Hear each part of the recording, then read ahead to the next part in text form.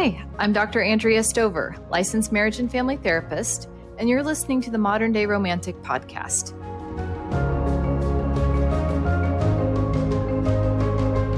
Hello, everyone. In today's episode, I want to explore a phenomenon that is probably all too familiar to romantics, and that is heartbreak. There are so many ways that we could talk about this, explore, decipher, just try to find the meaning in all of it.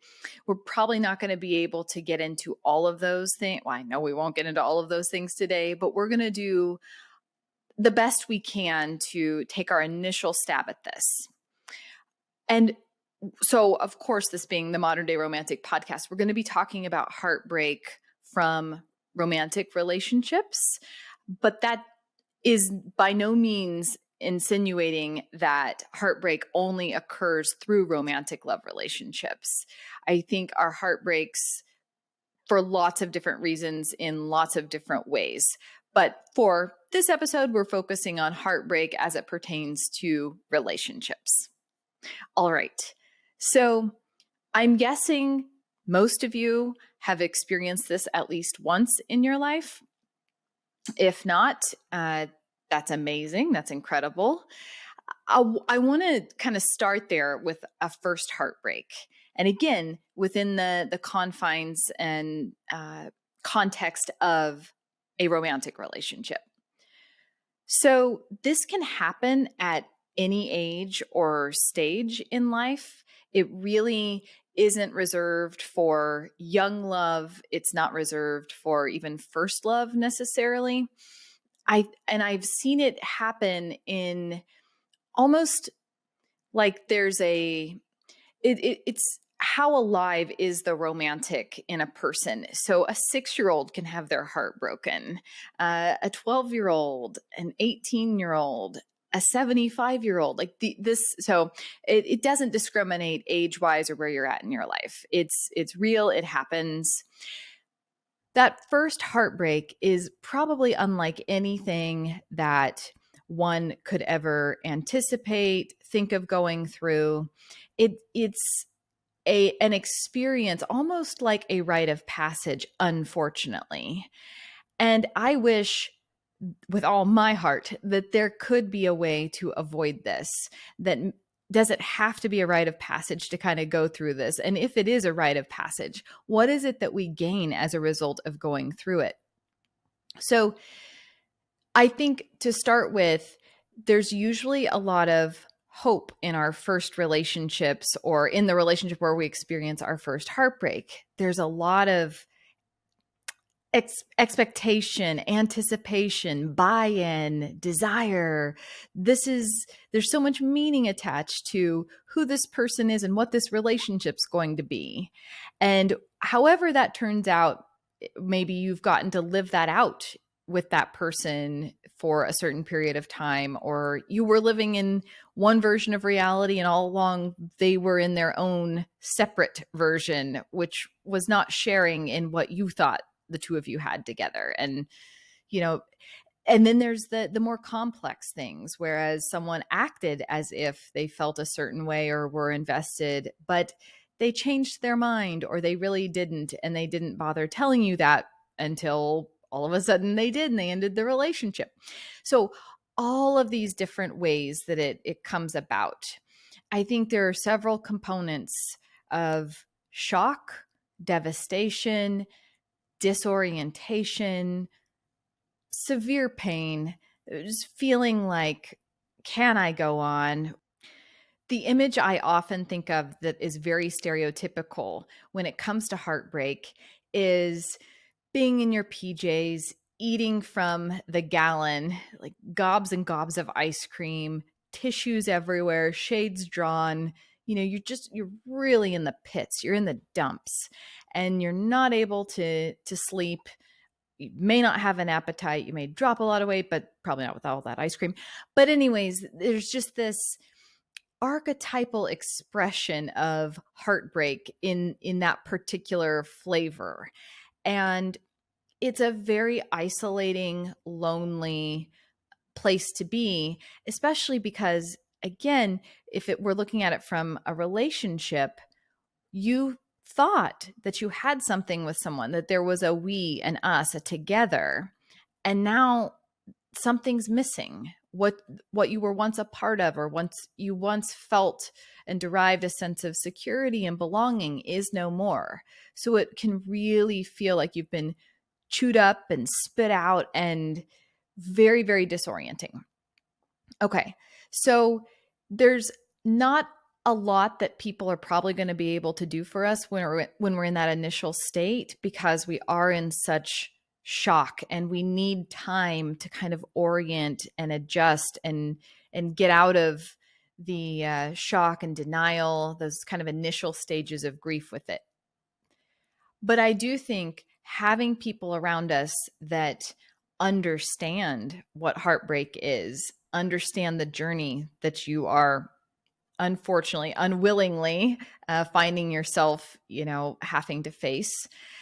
These are going to be important things, because heartbreak, so the heart is broken, that feeling of your heart being shattered. And I'm guessing pretty much all of you have felt that, where you're walking along and next thing you know, that heart, something happens, someone says the relationship's over, someone you realize doesn't have feelings for you, whatever the case may be, and you can feel it, like it's visceral. So it's not just in your head, it's in your body. That's where the heart lives. And I'm not just talking about the physical heart, there's the emotional heart as well. The real conundrum with this is, okay, here we are, we're still alive, even though our heart's shattered. And how is it that we're supposed to get our heart back online and still beating, make sure that it's beating, and that we don't somehow close ourselves off or become so defended, because that pain is so severe, it can feel like it's life-taking, like it can nearly kill us. And I think about this in those stories that I know we've all heard, which is, a couple's been together a long time and one of the spouses passes away, and a couple days later the other spouse passes away. Like that to me, the way I interpret that is they die of a broken heart, or maybe not a couple days, but shortly after. And or people can have heart attacks after they have gone through significant loss. It's the heart's way of expressing itself, that it's in pain, it's broken, it needs some attention at minimum. But maybe it's so overwhelmed it doesn't feel like and doesn't know if it can go on.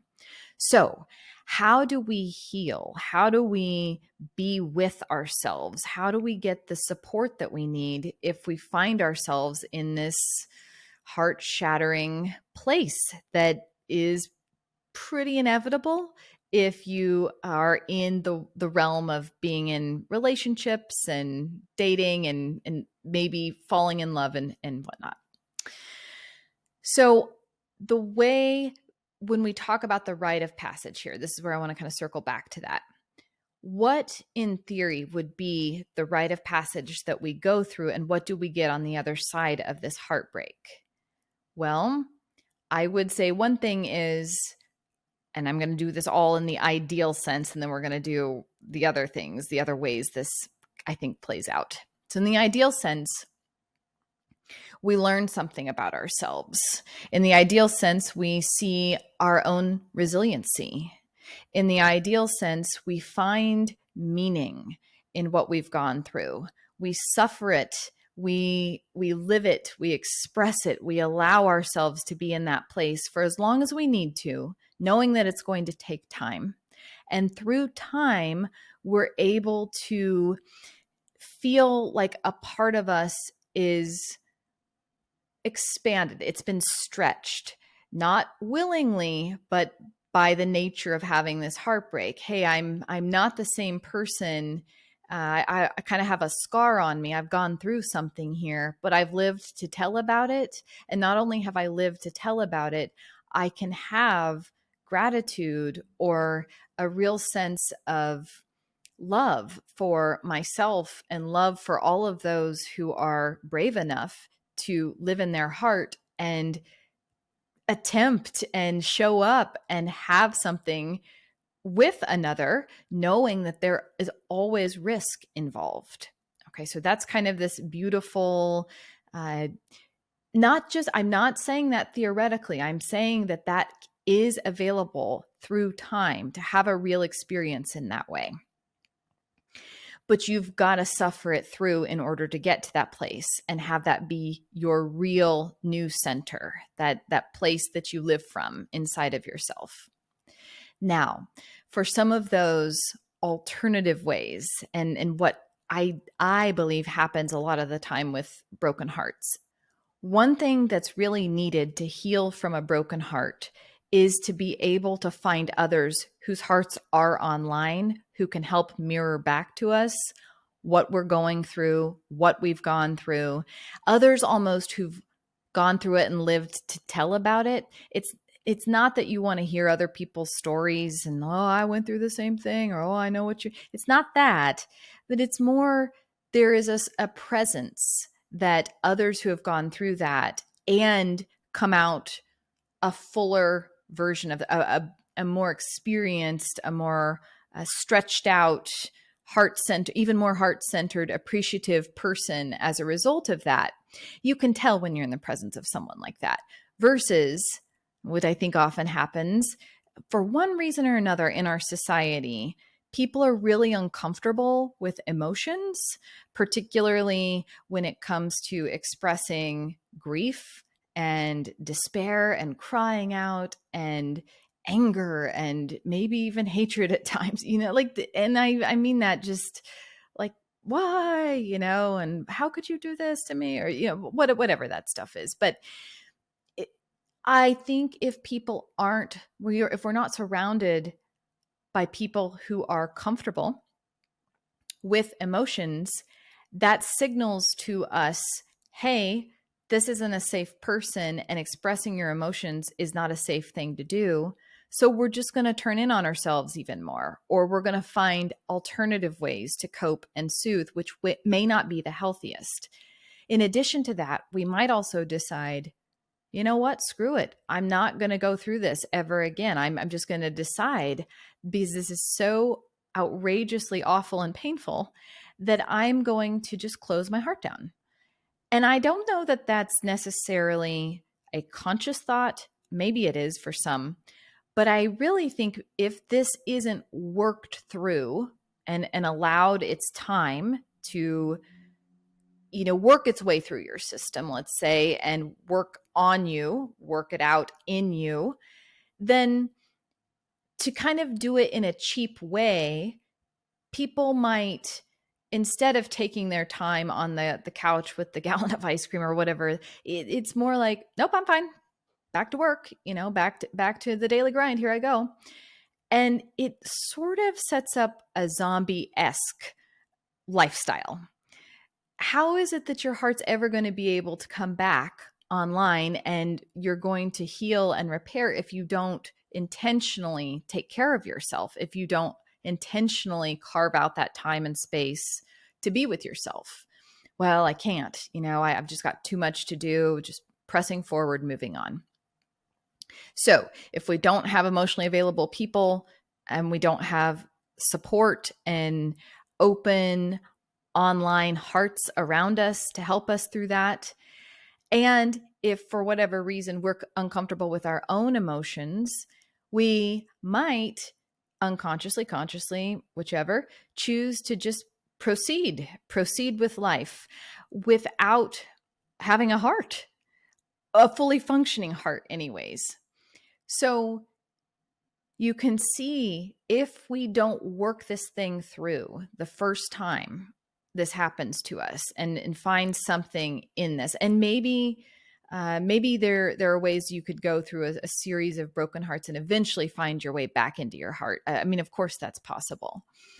But I think what might be happening in society is that we have a lot of people out there sort of zombie-like, looking for a relationship and bumping up into one another, but they don't have their hearts online, at least not fully.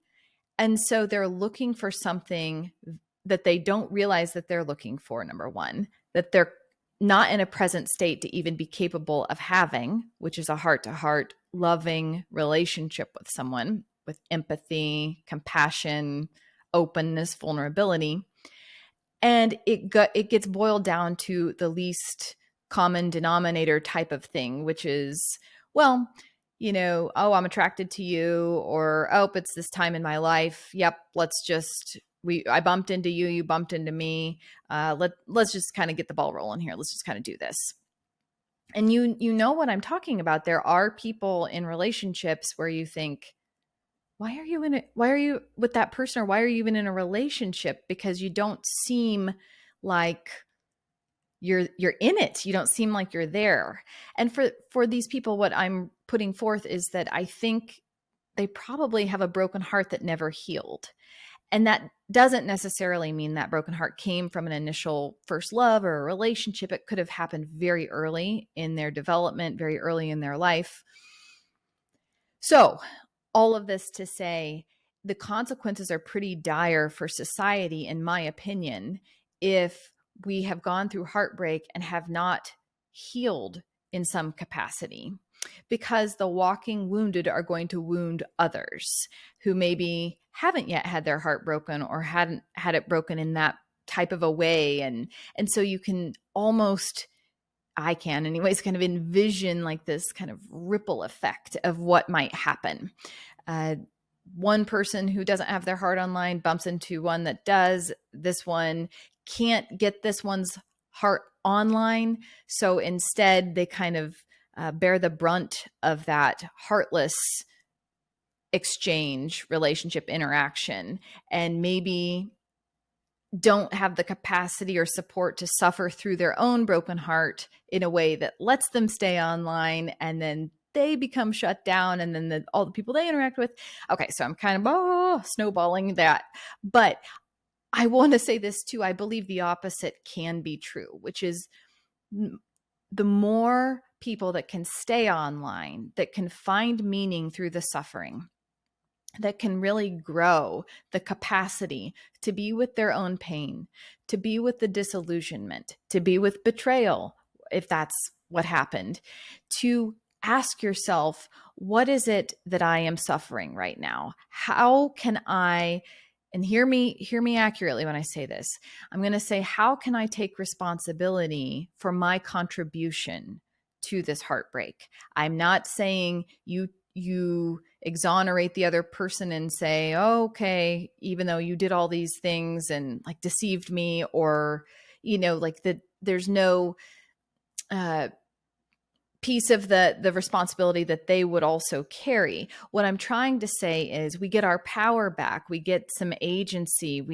When we stay in our own skin and say, you know what, maybe I did project a bit onto them as they were going to be, my one and only, or my forever and always, or the person who never hurt me, the person who never betrayed, the person who always understood me on the deepest of levels, or I don't know, fill in the blank for yourself in that way. But that's where you can take responsibility and say, yeah, I might be a little wiser now. It's not that I'm going to be black, white, off, on, available, never open to it again. It's more, my heart's going to be wiser. I'm going to be a little bit more aware of myself and the other.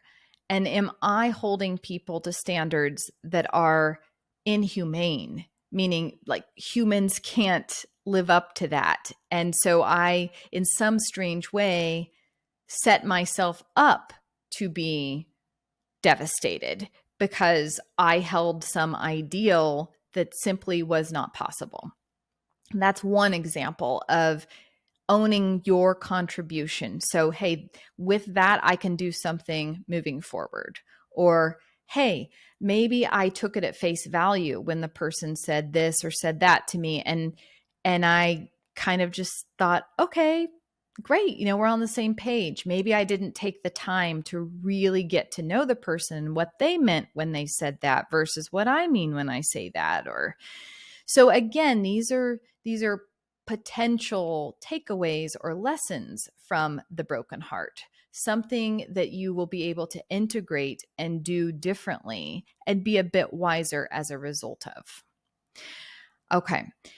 Another piece that I really wanted to say in all of this is, with the more people that are in their hearts and can really hold the integrity of relationship, it's not just about the other person, it's about you as well, right? So you have to know how to have some form of self-protection, but that doesn't mean that you are a steel wall that no one's going to be able to penetrate.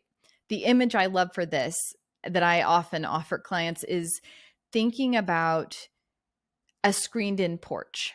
So you can walk out your front door and there's this screen there and you can see who's on the lawn, and you can use your intuition and discernment to be able to say, is that someone I want to invite onto the screened in porch with me?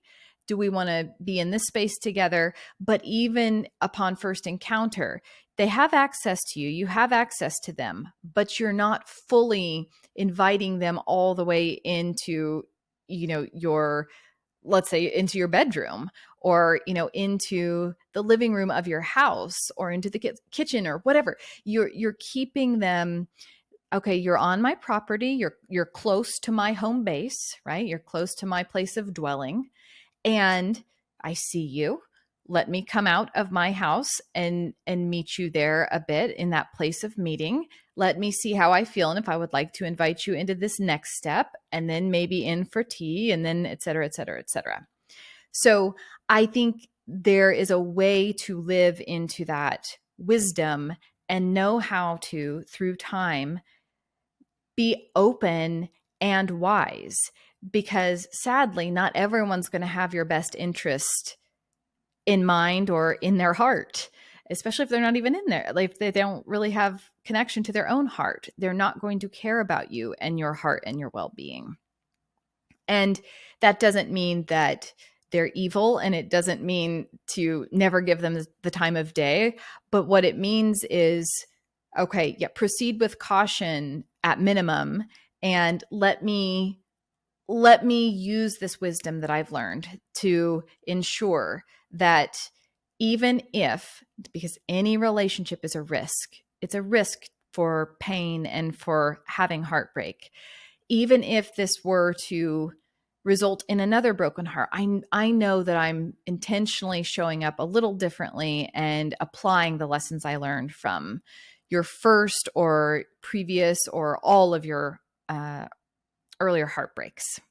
This next piece of what I want to say may be difficult to think about and accept for romantics, but I want to do it on the heels of talking about applied wisdom and learning and growing the heart to be able to withstand the pain, the shock, the traumatic experiences at times of a human life. So what I'm about to say is, why do you think that we kind of have this fairy tale idea or notion or expectation, a lot of us carry, maybe even unspoken, that a relationship is going to last for the rest of our lives? Why do we do that? Why do we think at age 20, at age 25, at age 30, at whatever age you choose, it could be, 50, that to partner with someone and you commit to marriage, let's say, or commit to spending the rest of your life with them? Why are you doing that? And I'm not saying not to do that. I'm just asking, why are you doing that? What is it you're committing to? And I don't know that people really understand, because how can you? How can you understand that which you don't know, right? Like, what's to come? It's a beautiful sentiment to be able to commit to a relationship. And I think it's a necessary ingredient to allow a relationship to really become what it can become. The commitment allows for the container. It allows for the safety. It allows for that room to explore and grow and expand without it getting too chaotic. It defines the bounds, let's say, loosely speaking. However, when we get into our minds that something is going to last forever and ever and ever and always and always and always, I think this is where we need to get a little wiser, because to me, I don't think as humans we really face our own mortality with open arms. And I understand that's a really difficult thing to do, but none of us are going to live forever. There's an expiration date on our physical life. And the same is true for a relationship with another person. There's an expiration date. Somewhere on a calendar is the day in the future that your relationship will no longer exist in physical form. That could be because of the death of your partner. That could be because the relationship comes to an end and both of your bodies are still alive. So I'm saying this because I think there needs to be a real maturity when we commit to being in a relationship and not have that. It's really this little fantasy that, hey, I'm going to be with you for the rest of my life. And it might be true. I'm not saying to not think that and not, but you also have to be realistic. So the piece of advice is to expect the unexpected in your life. Expect the unexpected and expect things to change. Expect things to shift, to develop. Expect the unexpected, and you don't know how you're going to respond to what it is that you don't even know is going to happen, right? So the commitment in a relationship, if you want to make a commitment, and if you are looking at marriage as a lifetime commitment, by all means do so. And don't be surprised if you start to change or maybe become more of who you are as your life goes on. And if that relationship and your partner and your relationship together doesn't grow to accommodate that, you're sort of faced with this dilemma, which is, am I going to deaden part of myself now to stay in this? And this is assuming you've tried to, have your partner grow with you, or but it just hasn't happened for one reason or another. So am I, in other words, going to shut down my heart and stay in something that's not alive, that's not big enough for me? It doesn't allow for all of me at this point. Am I going to break my own heart and break someone else's, perhaps, by saying, hey, this isn't working for me anymore? And this is, again, assuming you've tried and you've worked it, and it's just, at the end of the day, this is where you've come to. And I think the dilemma here is, whatever you do, there's going to be pain, right? Like if a relationship doesn't end up looking the way it did in the beginning and you thought that would be indefinitely, if through time, maybe you had kids and things, you fell apart and you changed and you didn't realize until one day you woke up and it's, oh my gosh, who are you? Who are you? And we can't find our way back to each other. All of these things are common occurrences. This happens. This is real life. And I do understand how complex it gets too in the couples where there's children involved and you don't want to break those hearts as well. And okay. So lots of topics that I could go even deeper into, but I'm wanting to keep to this, keeping your own heartbeat alive, keeping it online. And you have to know that your life is going to present a lot of opportunity to challenge you to what is it that I have to do for my own survival here to stay online. And in this ideal sense, you and your partner, you're growing together. You find someone who's willing to grow with you, and that's wonderful. In the not so ideal sense, you can be in a relationship and have your heartbeat no longer be detectable. So watch for that. Or maybe you know couples where it's like, gosh, this is just so sad because they're shells, they're just not online, they're not here. And again, every relationship has its history too, but the point here is with heartbreak and knowing how to suffer it and knowing how to find the meaning and knowing that there is a life beyond whatever this moment in time is, if you can keep your finger on the faint pulse that's still there in you, you want to make sure that you don't let that heart flatline. That is your responsibility.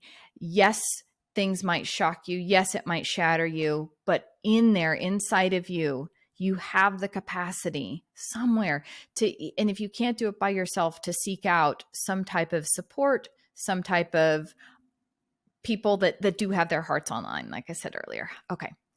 All right. So what I would want to conclude with is I have this vision. At some point in my life, if I ever have the means to do this, I would love to set up a heartbreak clinic and have them all over the country and maybe even the world, who knows. But let's just, keep the vision in the United States for right now. That's probably a big enough vision. And I want to offer this idea, which is, what if we lived in a society that would allow for people with broken hearts to take the time to feel, take the time to learn, take the time to mend, and that there could be a person or people there to help support and guide and put the pieces of you back together in order to find a new sense of you, a new sense of wholeness and like an expansion in your heart as a result of what you've gone through. So that's my big vision, is these heartbreak clinics. In the meantime, I do offer customized intensives and retreats for people who are suffering from a broken heart and trying to find their way through, and or couples that maybe their hearts have been offline for a long time and they need some type of resuscitation. The secret to this, one secret that I'm going to leave you with, is through the body, because that heartbeat is in there. And oftentimes when we go through shocks, we disassociate and we come out of the body. And so I have found, to heal the heart, you have to come down and in and really feel, which is not pleasant, and it's worth it in the end. It's your life after all. So, okay. Thank you so much for listening. There's so much more I want to say about heartbreak, but I thought this would be enough of a primer, and hopefully we can do deeper dives into this. I'm also very open. I have several tiers of membership through Patreon. And if you are interested in sharing your story around heartbreak, if you have advice or questions about this, there is a membership level that would allow you to write in, and I would share your story or your question on a podcast to help other listeners. And that is the most important thing to me as well, is finding community and connection and other people to help. We've got to be here for and with one another, especially with topics and experiences around heartbreak. Okay, see you next episode.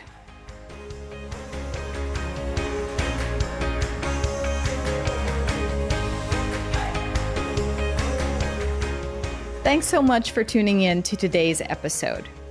If you're interested in learning about ways to work with me, head over to my website, themoderndayromantic.com.